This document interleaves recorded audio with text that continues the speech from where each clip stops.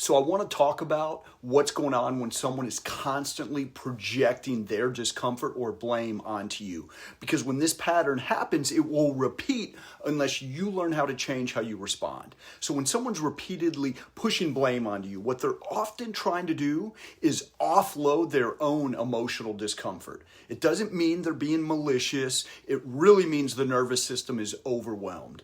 Overwhelmed does not give them the right to assign you responsibility for their internal state. Your job in those moments is not to convince them you're a good person.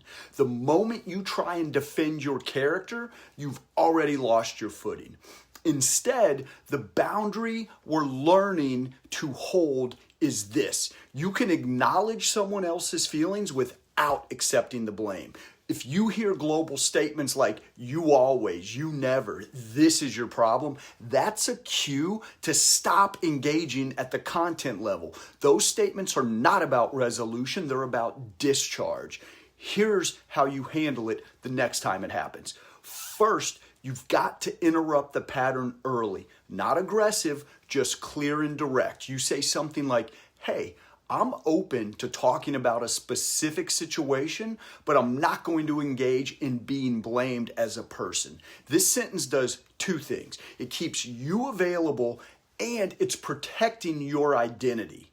Second, if the blaming continues, you do not escalate. You do not argue. You do not justify. You name the boundary again briefly.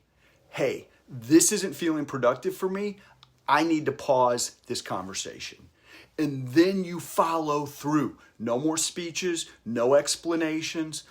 Pausing is the consequence. The most important part is this: you do not stay in conversations where your presence is being used as a container for unprocessed fear, anger, sadness, whatever it is. That is not intimacy in a relationship. That's emotional labor without consent. And afterward, when you're alone, you ground yourself by reminding yourself of one thing: someone else's pain does not automatically make you at fault. If you remember nothing else, remember this: healthy partners take responsibility for their own feelings. Unhealthy relationship dynamics try to assign them to others. Your job is not to absorb blame. Your job is to stay anchored in your own integrity and step away when that integrity is threatened. That is how this pattern stops